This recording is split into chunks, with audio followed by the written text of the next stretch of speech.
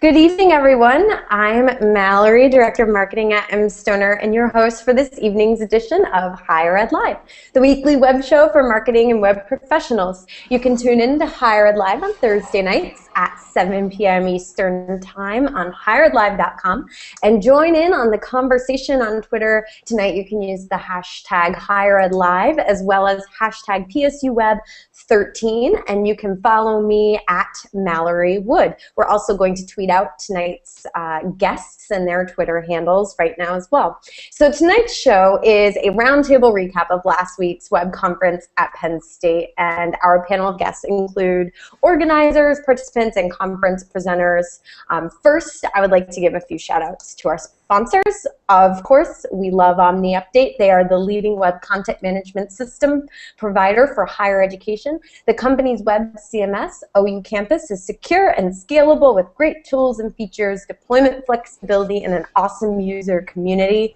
If you are considering a content management system, you must check out their white paper for a needs assessment and tips on how not to overspend. It is a great white paper. We are tweeting out a link right now. Check it out. It is definitely useful if you are looking to get a new content management system. Integral is also a sponsor of Higher Ed Live.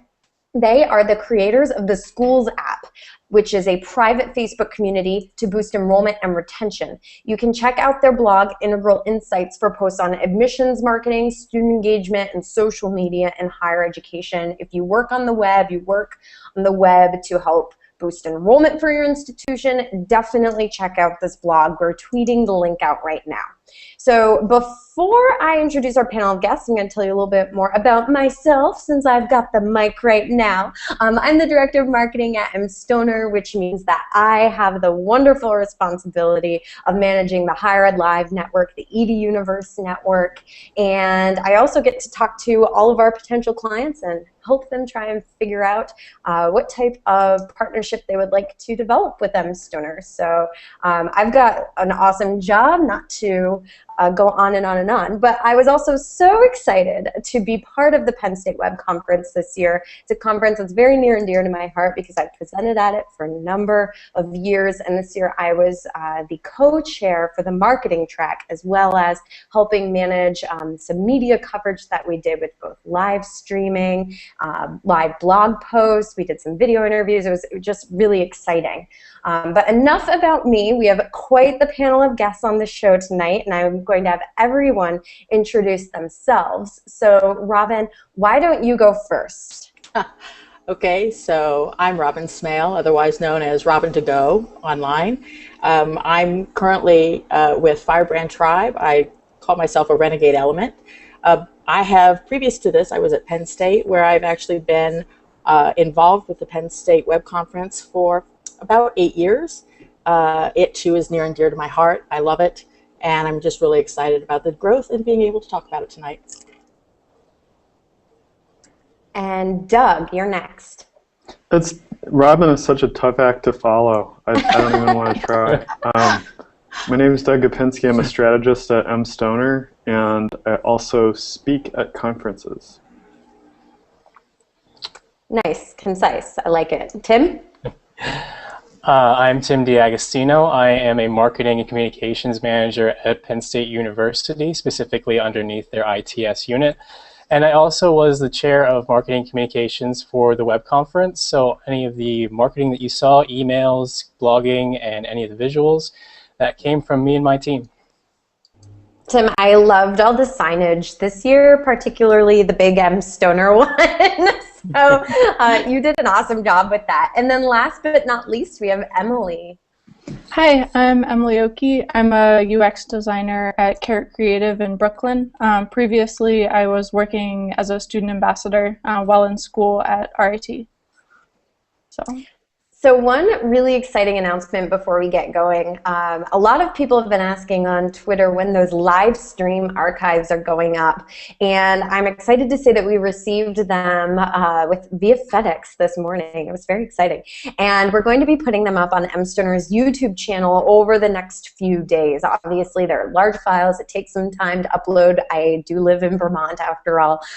So we're going to tweet a link out now, and it would be great if you favorited it or clicked click it and bookmark that link. You can check back to the mStoner YouTube channel as we keep uploading those files. And I promise over the next few days, they'll all get up there, including the awesome keynote from Karen McGrain, which we'll be talking about in just a few minutes. So let's get started. Robin and Tim, not to put the two of you on the spot, but you two were on the conference committee with me this year. And Robin, you've, as you just said, had a great history with the committee. You've been a co-chair in the past. So needless to say, you've seen a lot of these conferences go by. So Robin, what are some of the things that you think made this year's conference different? Different. Well, I think that we've worked over the last several years to make the Penn State Web Conference more robust, and I think that this year, and Tim, you can, if you have the numbers, I'm trying to remember, we have a great combination of Penn State internal, but also higher ed, industry leaders, people who came in who actually wanted to be a part of the community. And I love how the community has grown over the last several years. It's exciting, it's dynamic. The keynote speakers that we have are really second to none. We're really very fortunate about that. And you know what? I don't think you can go wrong with having bacon at the breakfast for any conference. So what do you think, Tim? Oh, we certainly had a lot of bacon this year. I know at least I partaked on a lot of it. But for me personally, I've been engaged with the web conference in some way for about 3 years. Web 2011 was my first conference that I attended, and I was on the planning committee for last year and this year. And even in the 3 years that I've been involved with it, it has grown exponentially and has really given us almost an empowerment to continue to improve. And this year was one of the first years that we offered live streaming for the first time. So that's one of the greatest changes that we've seen as a conference. And coming off of the success of last year, we just, like I said, we were given the go-ahead to just make continual improvements to speaker quality and offering for the conference to not only be a benefit to Penn State, but to people across the country. Absolutely, and I think that live stream was huge this year. We know that hundreds and hundreds and hundreds of people tuned into that, and that really gave folks the opportunity to view some of the top sessions at the conference, which I loved, and I love that we were able to do that for you folks. It was really awesome. Emily, I'm going to turn to you, because you actually work at an agency outside of the higher ed space. So what did you take away from the conference? Why was it relevant to you? Yeah, I mean, one of the main takeaways, I've spent this entire week kind of digesting, catching up on sleep from the conference and digesting all the information from all the sessions. And one of the big takeaways I got was that we're all struggling with the same issues. I don't necessarily deal with targeting high school seniors in my projects, but I'm dealing with the same exact user experience issues on a day-to-day basis. Absolutely, and Doug, being that you work at an agency as well, I'm going to throw that same question to you. Yeah, I mean, I just think that they did a great job of creating a conference that relates higher ed to a bigger body of web work. So, they had people this year from Google, from Wolfram Research, from Adobe. They had a great representation, obviously, of .edu, people that work in .edu marketing and web services. But I think that it's really important to think about .edu in both contexts. It's sort of relating to each other in the .edu community, but it's also about thinking about the things that the web community faces as a whole. So I was really happy to see the guys from Bearded, Sparkbox, Eliance, Huge, just a great showing from the web community outside of .edu. Definitely. Well, let's get into some of the meat of the content at the conference. Cindy Lee and Karen McGreen were the two keynote speakers. And, you know, as a side note, I was just extremely impressed with both of their keynotes. And every year I really feel like the Penn State Web Conference nails it with their, you know, selection of keynote speakers. Doug, back to you. What were some of the points that resonated with you from their speeches? Yeah, I think Cindy Lee's keynote had a lot of really good reminders that, you know, thinking critically is kind of an ongoing process for the web, and some simple decisions that you make with regards to design can help usability and accessibility. Karen's presentation was great. I actually saw a version of that earlier this year at an event apart Seattle. She mostly talks about mobile, what it means nationally in the world and developing countries.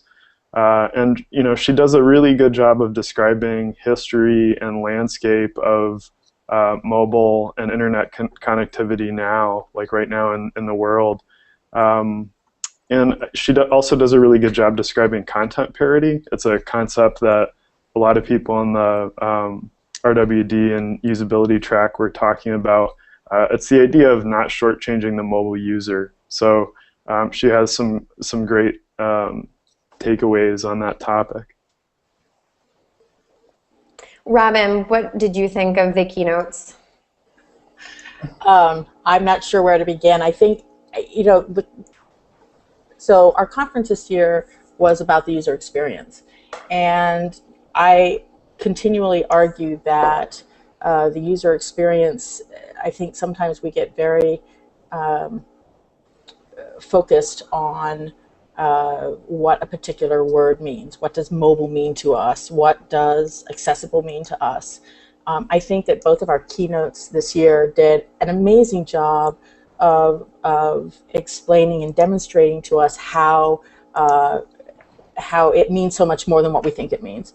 So, you know, Cindy Lee, and unfortunately, I'm even trying to remember the title of her talk. I was overwhelmed by the amount of content that was in it, but what made it so perfect to me was every single slide that Cindy had, she actually described so that the sight impaired attendees that we had were actually able to experience her talk just like the rest of us were. We understood what she had on her slides. They weren't left out, and really that's what all of this is about, right? This is about creating an environment that is accessible to anybody, no matter what drawback you have, whether you're sight impaired, whether you're hearing impaired, whether you're a redhead. I mean, you know, it doesn't matter. It's accessible to all of us, and the keynotes always make me think and make me reconsider what my reality is. And Cindy Lee's ability to demonstrate in terms of the pictures and in terms of blue text on a blue button, that is done by, you know, Bank of America on their mobile site. Really, I think the takeaway is that everybody has improvements that can be made. And it's why I love the fact that we are higher ed and industry and web professionals, that we really don't have the boundaries. And I think that both Karen and Cindy just nailed it, you know, talking to us, making us question about what mobile is. And, you know, are we mobile when we're on our phones, or are we mobile when we're on our laptop you know, going down the street? I mean, I was blown away by both of them. I hadn't seen either of them talk, so it just really resonated. Awesome. I think that's a really great recap of Cindy Lee's talk. You know, I too was extremely impressed by her ability to reach everyone in the audience, no matter, you know, if they could physically see her slides or not. And if you think about it, maybe depending on where you were sitting in the room, you might not have been able to see her slides, even if you have perfect 20/20 vision. And as presenters, that's something that I don't think we often take into account, that even someone not wearing glasses might, because of their angle, not be able to see our slides. And that was a huge takeaway for me personally as a presenter, being able to describe your slides. It was just really impressive, the way that she did that. Tim, I would love to hear your thoughts on Karen McGrain's keynote, and if there were any takeaways that are going to be applicable to you in your day-to-day job. Let me think that we haven't talked about. Don't know if specifically anything that would be applicable to me, in my job, but one of the takeaways that was really powerful to me was the amount of people who still do not have access to the internet in their homes.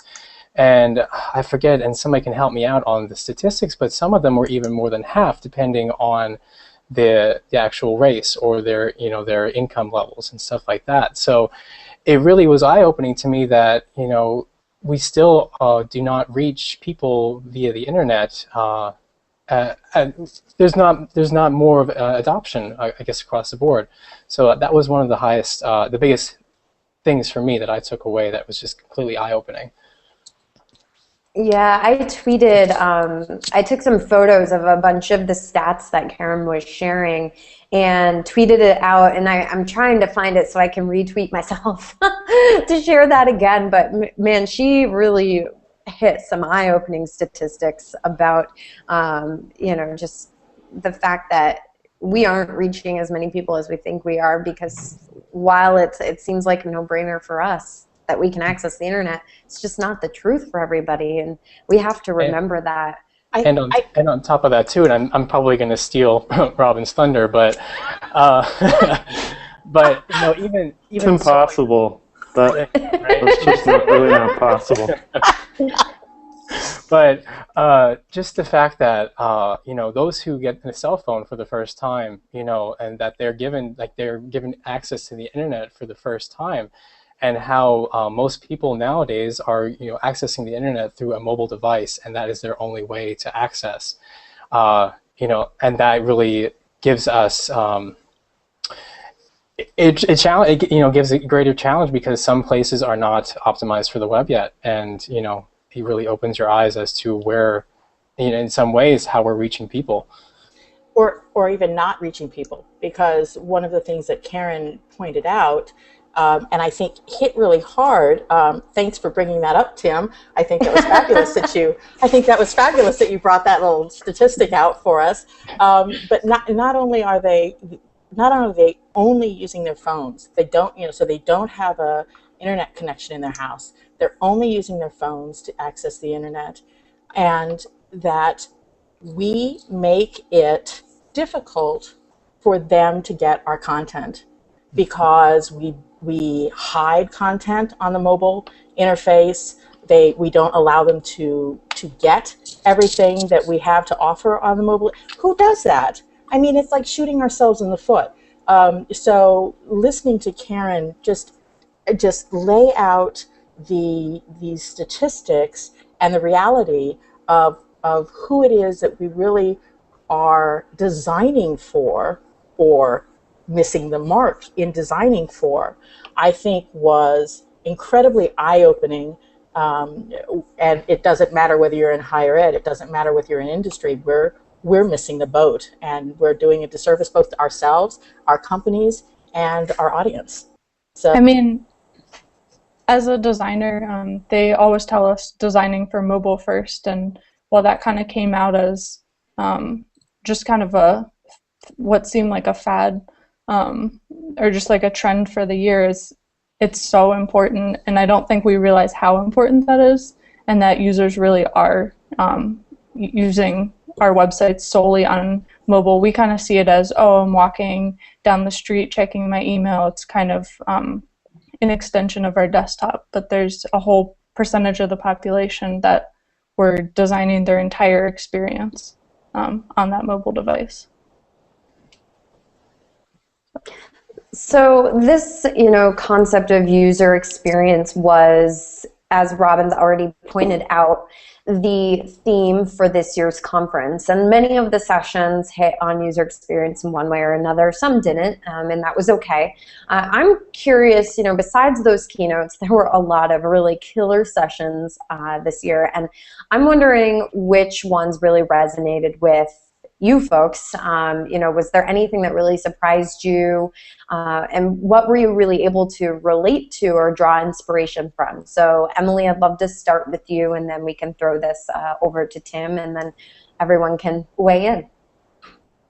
Yeah, I mean, we were just kind of touching on it. I think the one session presentation that really resonated with me was Doug's, actually, on screen and context. And a lot of the time I spend my day designing for tablet, mobile, and desktop, and they often feel like checkboxes of, okay, I've designed the desktop experience, now moving on to mobile, now moving on to tablet, how does that work? But they're really not equal in the weight that you should be designing for. You need to know, like, if your user is 61% of them are on mobile, then all of your time, or most of your time, should be spent on that. And one of the facts that he shared during the presentation was that tablet devices are set to outpace desktop and laptop sales by 2015, which is a really scary percentage considering how we're currently designing. A lot needs to change to kind of adapt and kind of take that into consideration. Yeah, So Emily, you wrote a wrap-up blog post that was really fantastic, and in that blog post you highlighted that Doug's presentation resonated with you, and another stat that you noted was that 61% of the world will be coming online for the first time using mostly cheap mobile devices, which is exactly what we were just talking about with the focus on Karen McGreen's keynote. Doug, I'm curious if you could share a little more information about what your session covered and why it is important in this context of user experience and mobile. Yeah, well, first of all, thanks, Emily, and the check's in the mail for the compliment. I guess, my biggest thing was trying to think about the biggest factors that impact usability right now, screen being one of those. Context being the other. So I tried to kind of weave context in throughout. I think one of the things that we're learning about context on the web is that we can't really make assumptions about, where people are, what they want based on, location.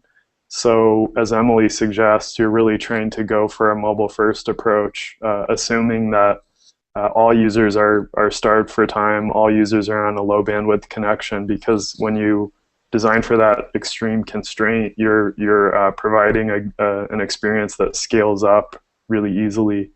So yeah, and then I just tried to throw in some other ideas that would be useful. I guess that was what I was going for. Hopefully I got there.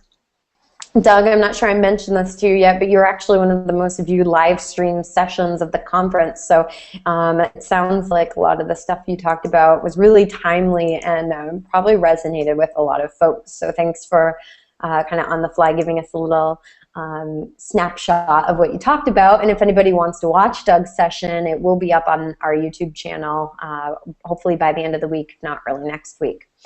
So Tim, I want to jump over to you. Looking at the sessions that you attended, hopefully, being that you're on the conference committee, you were able to attend some. What really surprised you? What was really relevant? Where could you draw inspiration?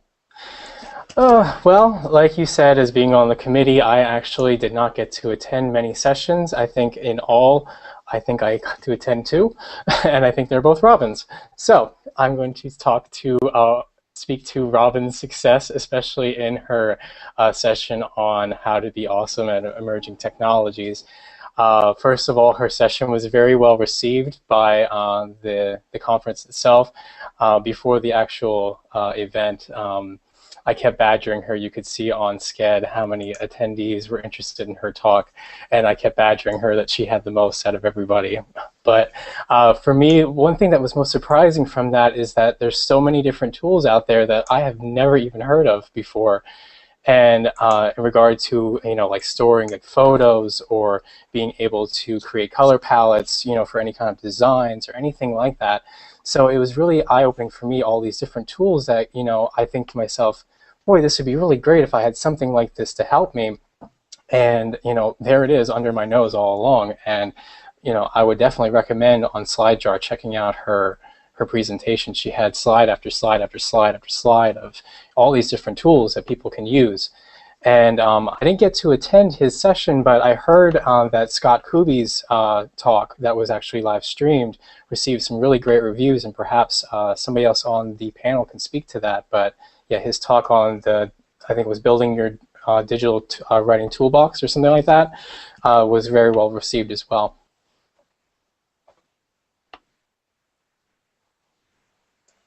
Robin, it would be awesome if maybe you could give us, since Tim just brought your session up, maybe you could give us the short version, like Doug just did, about what that was about. And I know you had two, so feel free to talk about both of them because they were both great. Okay. Well, thank you, and Tim, I owe you desperately for continuing to badger me all the way up to the start of the conference. So thank you so much. I will get you back. But I think, I got to see, probably I got to attend maybe about half of the sessions when there were slots for them. And one of the things that I was amazed about, I did the tech session, and I did one on talking about basic introductory, what is user experience, but as I went through and watched these amazing sessions, I tried to go to ones that stretched my abilities a little bit more, and so I go to Doug's and I sort of start to drool because my mouth is wide open and I have no idea what he's saying other than it's just amazing, because that's not necessarily, I'm a generalist and I'm not necessarily as deep in to the specifics as Doug is, but it amazes me when I watch him talk. The bearded team I thought was phenomenal. Patrick Fulton and Matt Griffin. I'm now amazingly huge fans of them because I was enthralled with what they spoke to and the coding, and I think that the thing that tickled me the most about everything, every time I went into a session, there was something about the user experience, and I think you could say, oh yeah, well duh, Robin, it was about user experience as the conference as a whole, but it's not always that way. And I think the fact that we are all listening to people talk about what is the user experience? How can we improve the user experience? How do we make it better? All the things, right, is such an amazing jumping off point that it made me so happy every time I walked in, and there was always something about that. My tech session tends to be a little popular, and I'm not quite sure why, but I think it's because there are so many of us that are doing the army of one thing, right? And whether we're coding, whether we are suddenly thrown into some sort of graphic design, or we have to deal with images and we have no idea how to do that. That's one of the sessions that I missed, and I was really sorry about, was I missed Tim's session. So I'm going to badger him, and I'm going to make him actually present in front of me again and hold him accountable to that. But I think we're all looking for tools that help us, and it is and so as I'm giving I think I have like 60 different tools in that talk. What there are, how you can use it, how you can archive tweets from conferences, hashtags from conferences, and things of that nature, because that's what we used this year for us.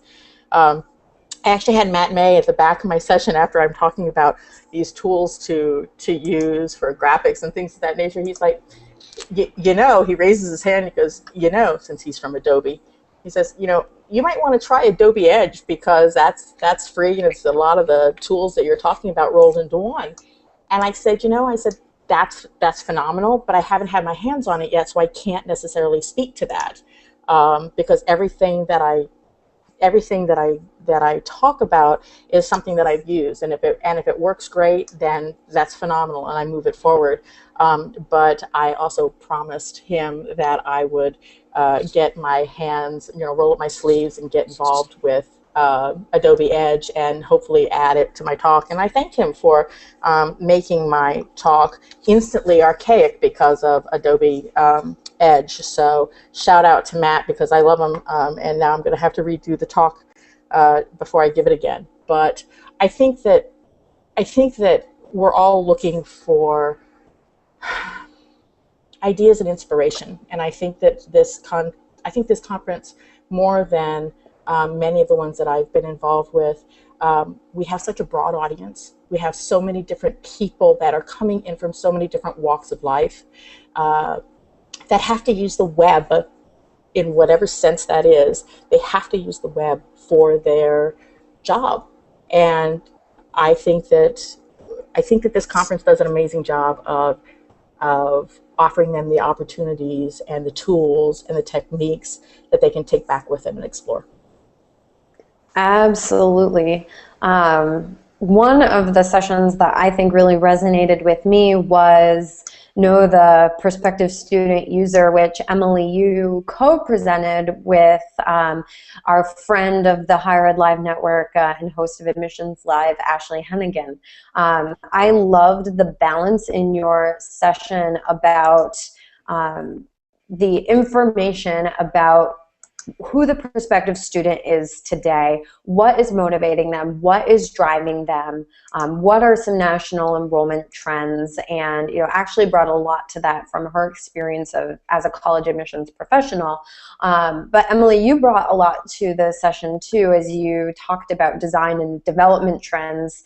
You've had a lot of experience with some big brands since you've been working at Carrot Creative, and I think between the two of you, you just had a really wonderful session and shared a lot of really new ideas for people who are working on the web and targeting their websites at prospective student users, which, when we think about it, that's probably a lot of us in higher education.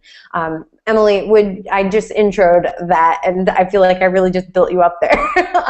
So I would love it if you could, maybe share a few of the key takeaways from your session, because I know it was one of the most important ones that I attended. Yeah, Ashley was able, during our presentation, to just share a lot of those stats on who the millennials are and who we're really designing for. There's a lot of kind of depressing stats, if you look at it, of millennials are feeling overconfident and fame-obsessed and very self-centered. And when it comes down to it, it doesn't matter if these are negative or positive. This is your user. And so we really tried to talk into knowing this user and knowing that if they are perhaps self-centered and want a website all for them, how do you change over your user experience of your website to make it feel like it's just for them? And some of the things we kind of touched upon was using things like Facebook Connect or some kind of social platform to really make your site feel like you've created it just for them. When you've come to Penn State, you know exactly what major they're looking for, what different clubs or things they're interested in, and that it's tailored completely for them. Some of the other things we kind of talked to were the change in how students and their parents are interacting, and that students are relying on their parents even more for that college process. And so how do you use your website to connect the parent and the student, making it social both like off and online, not just allowing the student to go on the website, but how do you facilitate the conversation between the two? Does anyone else on the panel have any thoughts about any of the points that Emily just brought up? No? No, I really liked what she had to say. I mean, we still browse the web as a one-on-one experience, generally. I guess occasionally you kind of have somebody next to you, but for the most part, it's you in the browser. So I think that comment at the beginning was right on the money. You want to make the user feel like it's just for them.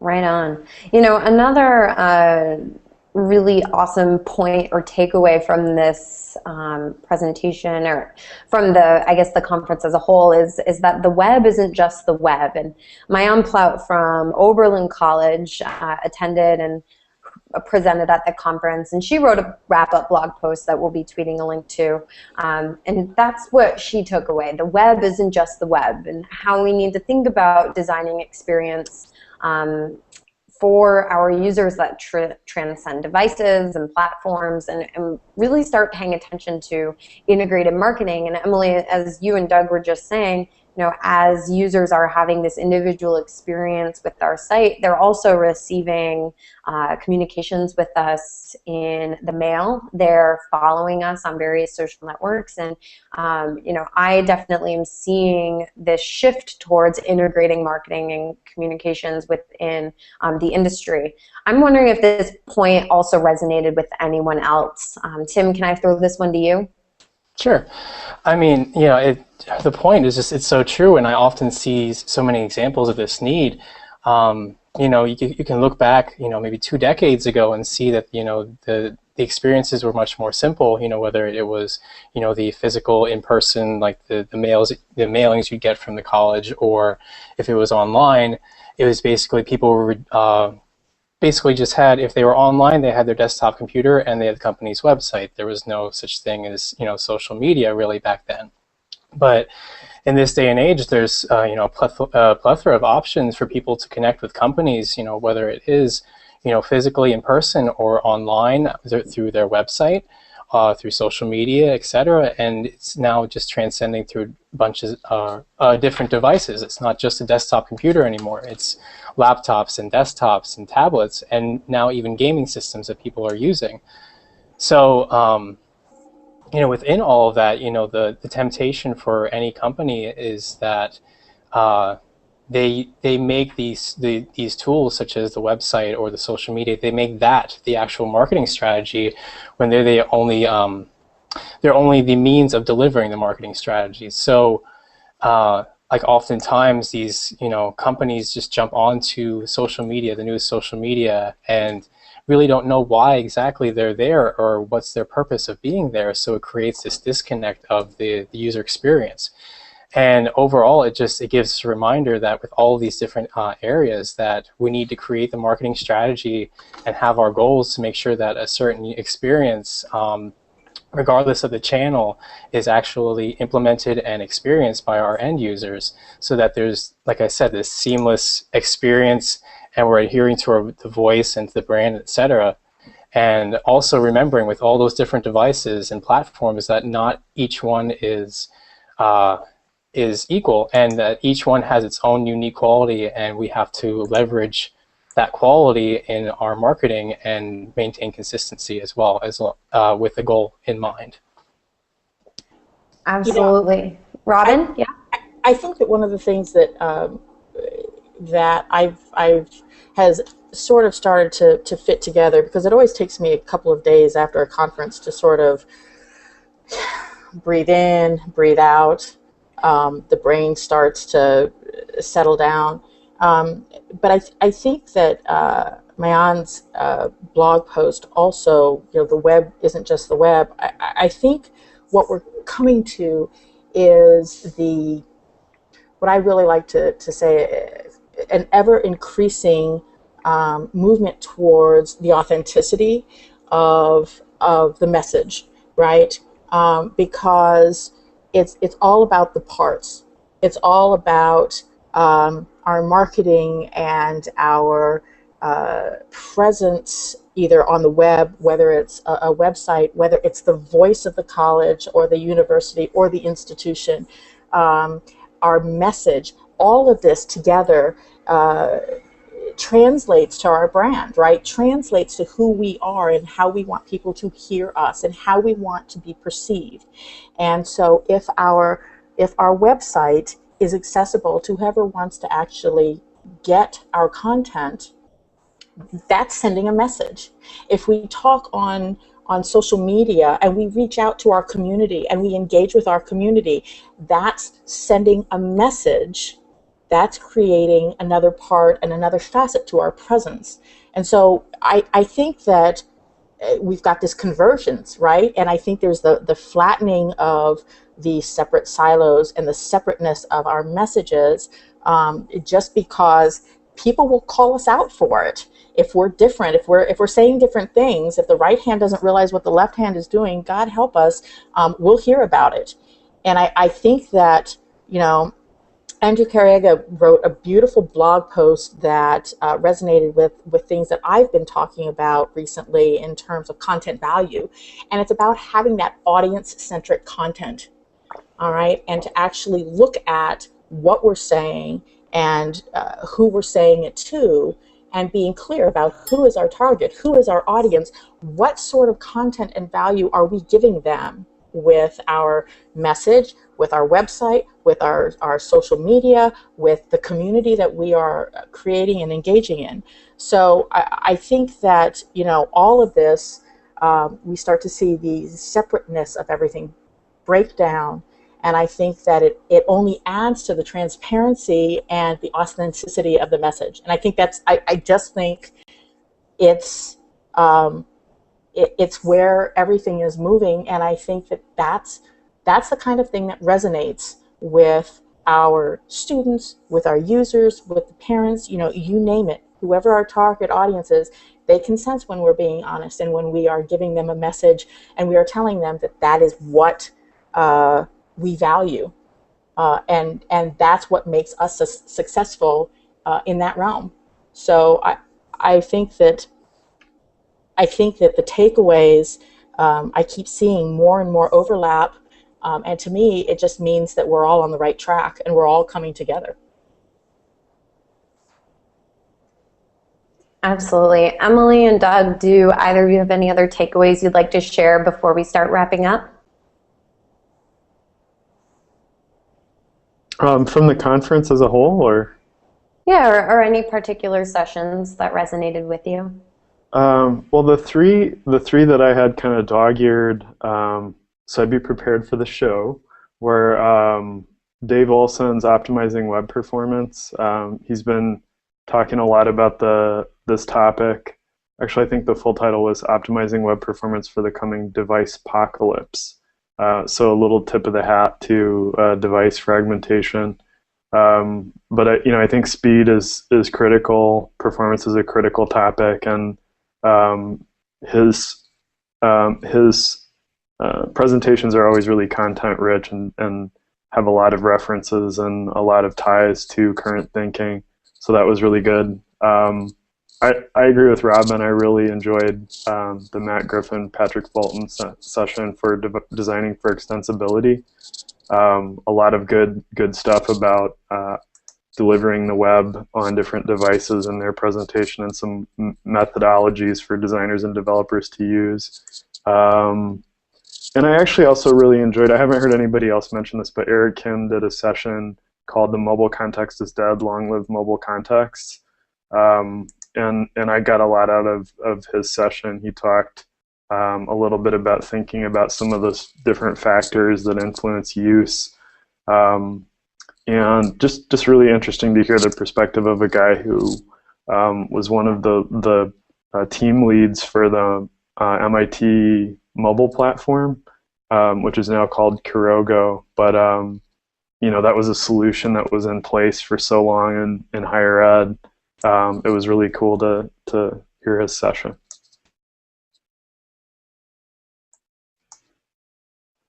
That's it for me. Emily, over to you.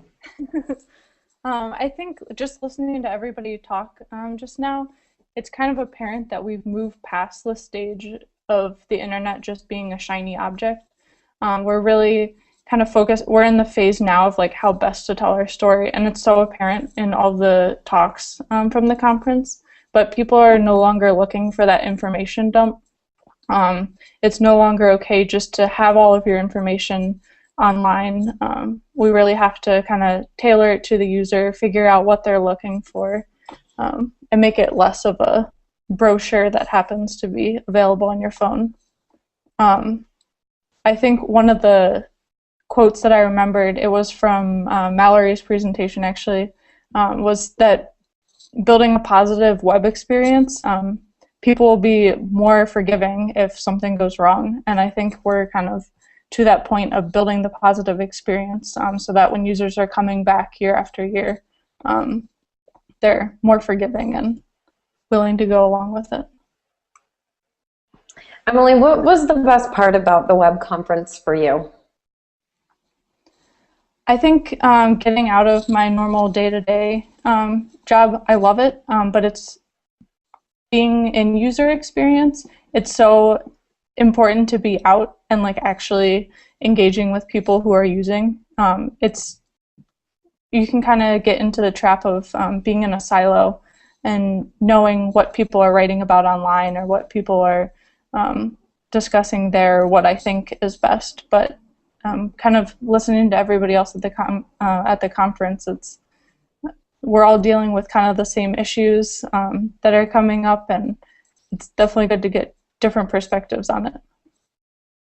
Yeah, I love the networking aspects of conferences equally, if sometimes not more, than the sessions themselves. I feel like sometimes the things that you learn from the side conversations in the evening or even in between sessions can be just as enriching as the sessions themselves, and particularly, you know, the opportunity to go up to Cindy Lee or, you know, Emily Okey or any of the other presenters who say some really thought-provoking things, you know, and being able to have those conversations. For me, that's always the best part about conferences. And, you know, as far as professional development opportunities helping me in my day-to-day job, making those connections and knowing I have people to turn to always really, you know, is such a key for me at conferences. And so I'm wondering what other folks think about that. You know, how do you make sure that you get the most out of a conference, whether it's the Penn State one or another conference you may be attending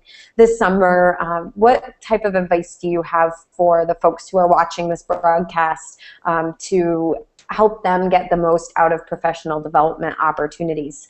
Doug, let's start with you. Well, you know, I agree 100% that a big part of the conference is making sure you hang out with people and meet people that you want to meet. So I think, you know, that I was going to say that one and then you said it. So Stole it. What else would I say? I guess I think it's really important these days to follow the conference on Twitter. It seems like the hashtag PSUWeb 13 was really active, and that's great. You know, I think you know, that's just a critical part of the conference experience at this point in the game. So anybody who's not doing that, that would be a piece of advice: is, you know, just dive in, get on the hashtag and talk to people. I don't know, Emily had a good point too, in that, you know, just being aware of what people are writing before the conference, during the conference, after the conference is a good way to stay connected. And I mean, at this point in the age of the web, awareness is really part of the job description for most people. So you know, it is really important to follow what other people write. Sorry, I was on mute. Robin, what about you? What's your advice? You always have advice, and it's always good. So whether or not you want to hear it. Well, I think that for me, this year has been about trying new things and trying new audiences. So I am pushing outside my comfort zone to either attend conferences that I am not actually that I'm not funded for, but I think that are important for me, or to speak at conferences that I've never spoken at before. So this year is the year of World Domination Summit out in Portland, which I'm very excited about. I think that sounds like it's totally me.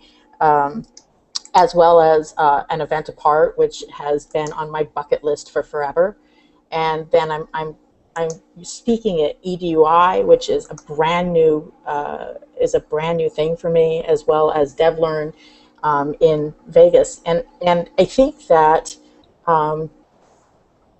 I think that one of the reasons that this is important is because it starts to expose me to other streams of thought and other ways of doing things. So, you know, DevLearn is more of an industry-focused event that for me is very relevant, as is EDUI. So pushing the boundaries of my comfort zone, believe it or not, I do have boundaries. They're just way out there. And I think that helps to get you out of the same old, same old. At least that's kind of what I'm hoping for. Plus, who doesn't want a little world domination? So I'm like all over that. So I think that's my thing this year, is to try and make it different, and not really sure what to expect. But I know that there'll be different points of view, and it'll spark creativity, and it'll spark thought, and it will spark discussion, and I think all of that is amazingly awesome. For me, and I'm going to piggyback a little bit on what Robin said, especially as always. But specifically on getting out of your comfort zone, in that going to these conferences, of course you want to go to sessions that are relevant to you, but then you also want to attend sessions that are, you know, completely off the wall, that are a little bit outside of your comfort zone, because, you know, one of the most important things as a professional is to always remain relevant and also to be diverse in your skill sets. And of course, you're not going to leave these sessions as a professional, or, you know, have a very firm handle on these things, but you're given sound bites, and you're given these topics and tools to go home and research on. And like specifically for me, before I started to really attend conferences, I've really been only in the professional field about 2.5 years. I left, you know, school being very much a marketing and marketing communications, public relations mindset, and, you know, through these conferences, I learned that I need to be more diverse. You know, I've expanded myself to be more focused on web design, and starting to look more into the actual coding that goes on behind the scenes, into responsive design, into the user experience. So these conferences are great tools to be able to help you expand your knowledge, get a little bit of a taste as to what's out there. And, you know, again, what Doug said, you know, it's not just about the information, it's about your network. You need to go to these conferences and, you know, make an effort to reach out to a couple of people and make some contacts. I know for me, I'm more of an introvert, so I'm not, you know, somebody who would readily go up to someone else and start a conversation, but it's very important that you push yourself to do that, because you never know when those contacts will be of help, you know, within your job or just overall in your professional career. Can we actually, something Tim just said reminded me of the topic that we didn't touch, that I feel like would be a good one to hit with regards to the lineup, and that was really, really good gender balance in the lineup this year. Robin, can you talk a little bit about that? Oh, Doug, I can talk a little bit about anything. I'm a generalist. You know, I really I take a lot of pride in what our conference does, and while it's not necessarily intentional, you know, we don't go down and say, okay, well, we have 45% male speakers and 55% female.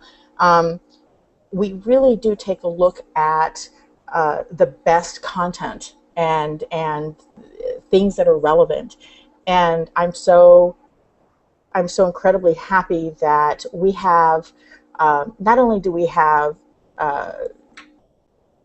people from all over, we have, it works out that the gender balance is amazing, but think about all of the people that we actually have that are coming in. And we had people come down from Canada, so it's actually now it's international, and it's so the actual diversity that we have of people who are coming in and stepping up to the plate and wanting to present, and the quality is phenomenal, and I'm really proud of it. You know, I think that it speaks to the fact that we must have something here that is important, that people want to be involved in, and I think that that shows. So yeah, the diversity is a point of pride, and I only see that continuing. So. Yeah, I think that was handled really well, and you know, how much of it was intentional, I don't know. I just know that it's sort of a problem with many conferences, and it seemed like the balance of perspectives was a little bit more intentional with this conference. I think that the nice thing about it is that, again, going back to we have such a broad spectrum in terms of an audience. We've got marketers, we've got higher education, we've got industry, we've got admissions, we've got designers, we've got so many people. I mean, dear God, I'm guessing we probably have poodles in there that would want to actually be a part of our organization. But you know, it's all good, and I think that it is so. It's awesome that people are so engaged in what we do, and you know, and B, poodles. What can I say? Just poodles. Can't even handle this right now. All right. Thank you, Robin. Emily, you know, I realized we haven't gotten to you about some of your advice for conference goers, and I think you were a first-time attendee here at Penn State, so this is probably really relevant for you to give some advice after you just attended this conference for the first time. Yeah, one of the things I didn't mention earlier is I accidentally ended up in one session. It was Jessica Coe's on, she's from Google and talked about the end-to-end user experience, and one of the things she mentioned was side projects. And kind of my advice for conferences is to take notes and pick like one piece of advice that you're really going to take to heart and use within the week after the conference, and hers was kind of mine.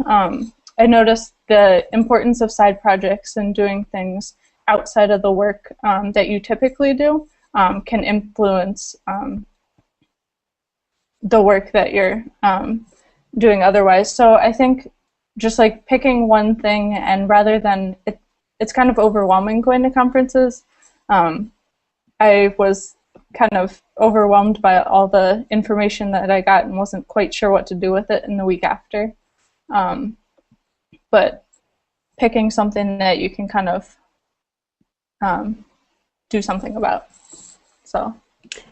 Yeah, that's, you know, there's another conference, the Untitled Web Conference, and they always say that at the beginning, that you have to find your golden nugget, I think is how they phrase it, because that's such an important point, Emily, and I'm really glad you brought it up, that it is overwhelming, and you, by Friday afternoon, just have so many ideas and so many, you know, just, you're overwhelmed. There's so many things you want to go do and fix, and you want to do it right now, and you know, and it doesn't matter if a poodle gets in your way, you just got to do it. So I think it is so important that if you can just focus on one or two things and you can take that away and you can make it happen, then the conference has been a success. And you know, I think that I came away this year from Penn State with a million things, just like you. Emily, I know we've also tweeted this out a few times, but I just want to let everyone know watching the broadcast that Emily takes the most beautiful notes in the world. So a few people have tweeted her notes out, and you know, I would definitely recommend checking them out. Because they're beautiful, and maybe you can take something away from them as well. So this is that sad time in the night where we have to wrap up our show. I can't believe it. It's 7:59 Eastern already. This hour has just gone by so fast. But I am really excited. As awesome as this episode was, next Thursday night is going to be a huge episode. I cannot emphasize the awesomeness of next Thursday night's episode enough. You will not want to miss it.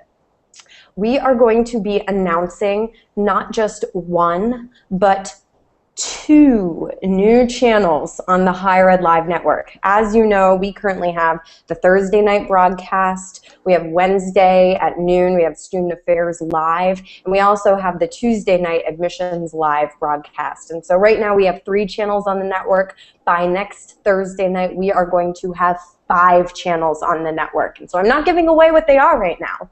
I'm just throwing that out there and throwing the buzz into the world and letting you pick it up and hopefully get excited about it. You not only will be introduced to the new channels, but you'll be introduced to the new hosts and much, much more. So next Thursday night is not an episode that you will want to miss because it's just a major episode for this network, and we are just super, super excited, if you can't tell. I get very excited about things. So, everyone, thank you so much for joining us tonight for this evening's edition of Higher Ed Live. It is the weekly web show for marketing and web professionals, and I really hope we'll see you next week and on future episodes. And don't forget, if you liked this one, share it with a friend. All right, everybody, bye-bye. Have a great night.